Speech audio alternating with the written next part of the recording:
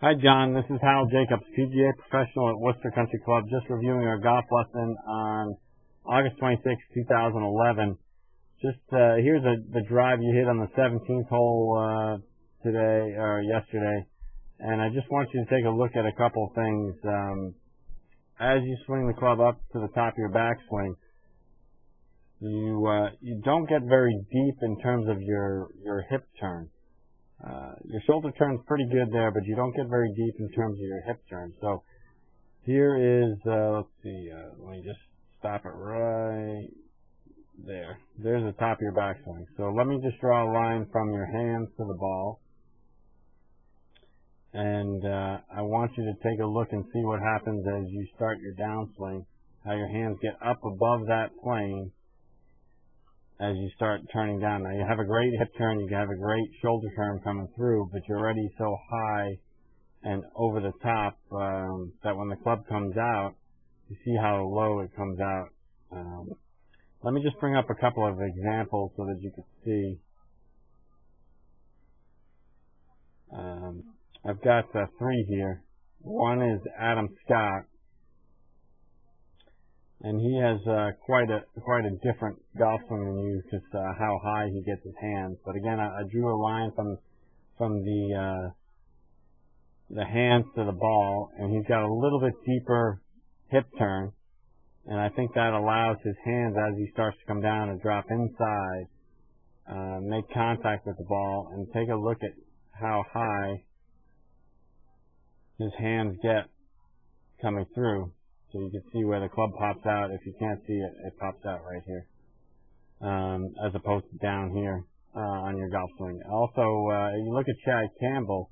Now here's a guy that has a little bit closer golf swing to yours.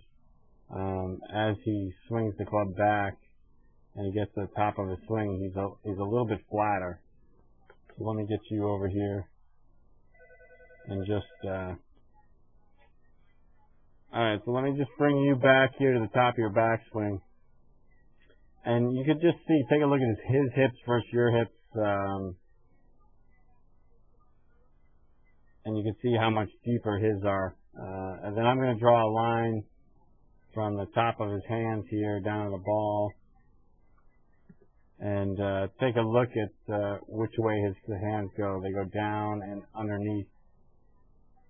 And the club comes out about his shoulder, which is what we're looking for.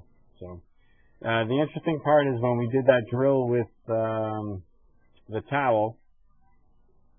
Take a look here. You get a little bit too flat on the backswing because you're trying to keep that towel in there. But take a look and see what happens with the downswing as you come into impact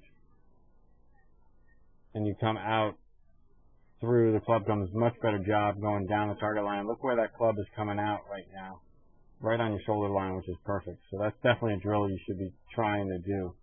And then the other thing that we worked on was in your pitching at the end. I really didn't like what I saw in your pitching. So here you are.